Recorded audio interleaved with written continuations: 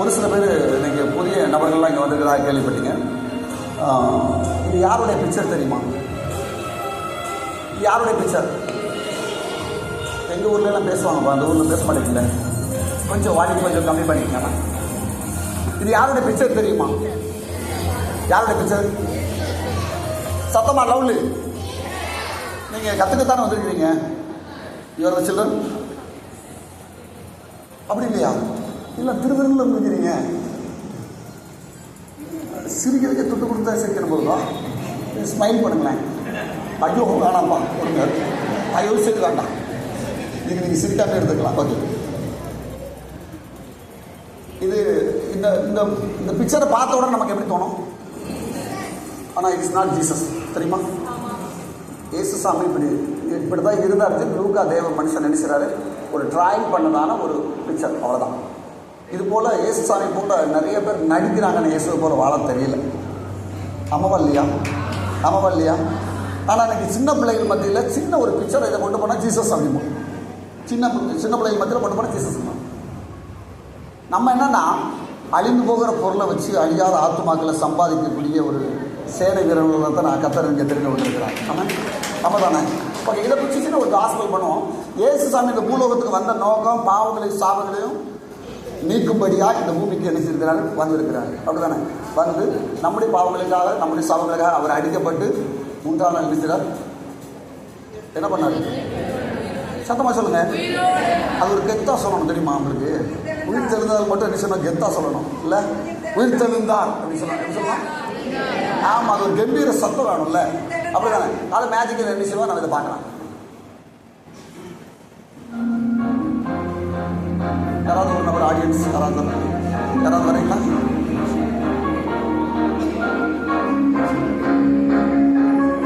Dance பண்ணிருக்கோம்.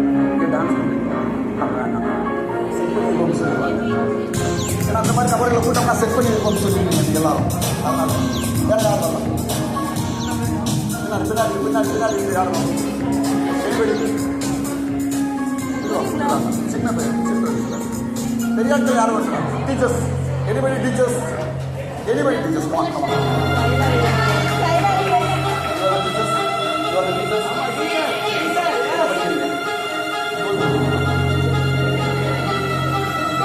காரணம் அப்புறம் சொல்றேன்.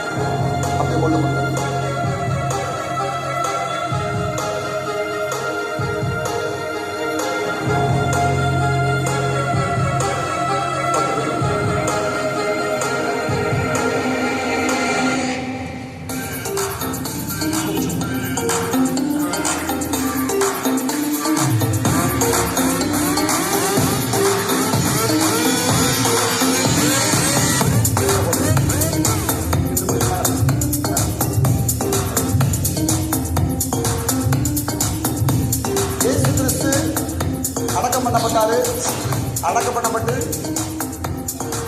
தேவதூதன் வந்து சொன்னார், 3ஆம் நாள் அவரோடு என்ன பண்ண மாட்டார், உயிரோடு எழுந்திருப்பார், அவர் இங்கே இருக்க மாட்டார்னு சொன்னார்.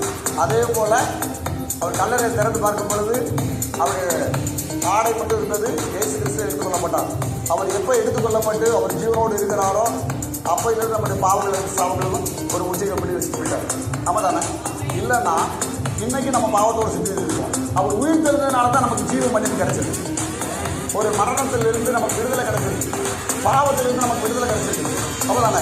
அந்த இயேசுவை தங்கச்சி ஏற்றுக்கொள்ள ரெடியா அப்படின்னு பிள்ளைகள்கிட்ட மத்தியில் இந்த மாதிரி பொருட்களை கொண்டு போய் நீங்கள் சொல்லும்போது அந்த பிள்ளைகளுக்கு உண்மையிலே 75% அவங்களுக்கு கிடைச்சிடும். மனதில் தங்கக்கூடிய ஒரு கெப்பாசிட்டி உண்டு. ஓகே, பார்க்கலாம், தொடர்ந்து மேட்ச் பார்க்கலாம்.